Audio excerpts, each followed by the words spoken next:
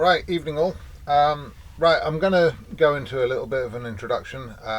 The first bit was just a preamble, just to introduce you to the idea of going through the gospel. But I think that we ought to just talk about the general sort of framework of the gospel and what it's all about. I'd just like to make a couple of points here on this video. I'm just going to talk about how John is the maverick gospel. Okay, maverick means the oddball, the one that goes against the others, because of course the comparison, of course, was with Matthew, Mark, and Luke. Matthew, Mark, and Luke look at things from the same point of view. They are synoptic, optic as in optician, where you get your glasses. All right, so they look at things from the same, as it were, eyeballs. John, on the other hand, is a bit of an oddball. He's all over the shop. He's sort of like he has miracles that the others don't mention, like the raising of Lazarus. That's not in the other Gospels. He has the temple clearing at the beginning instead of at the end. And, you know, so some people have tried to reconcile that by saying that there are two temple clearings.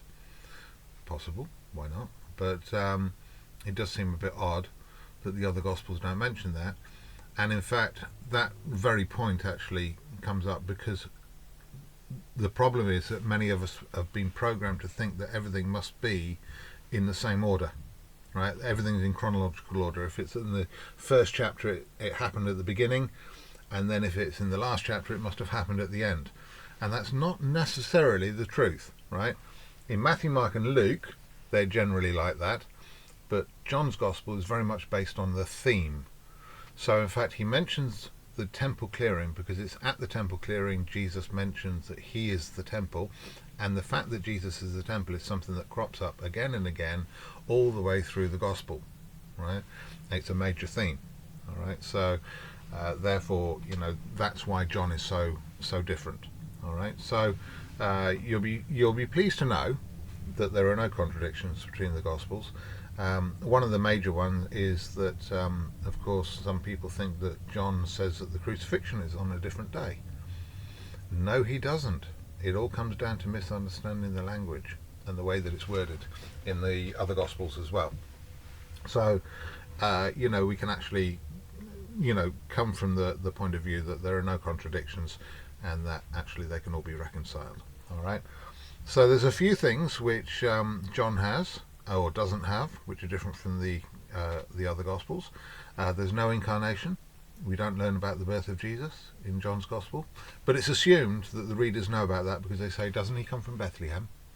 All right, so it's assumed that people who are reading the Gospel know about that, because otherwise there'd be a little explanation, like they said this because Jesus was born in Bethlehem. There's nothing like that. So obviously John assumes that people have at least become aware of the material that we know as Matthew, Mark, and Luke. All right. Jesus is not baptized. There's a lot about John the Baptist, but not about the baptism. All right. You'll see that there are no demons cast out in John's Gospel. There are no parables, but there are lots of illustrations. All right, but no parables. Very interesting. There's no transfiguration, and so there's no confession of Peter. You are the Christ. Okay. There's no specific details about the communion, like the bread and fruit of the vine. You know, you've got the foot washing, and in fact you've got chapters 4 through to 17, which is all one speech, which needs to be studied together. All too often people take little snippets and misunderstand the whole theme, right? Because they're not reading it as one passage. You don't have Gethsemane. Okay, so there's another thing. So, you know, the thing is, a lot of people cite these things as contradictions because they're so different in John's Gospel. But John should not be thought of as a historical record. Instead, it should be thought of as a sermon proving that Jesus is the Christ. That's what it all boils down to. And the signs are all things which point towards who Jesus is as a person. All right, so there's a few thoughts for you. If you look through the Gospel, which I recommend you do, make a note of those differences.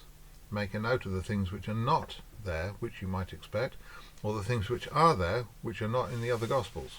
You know, so have a look at that and see how you get on with it.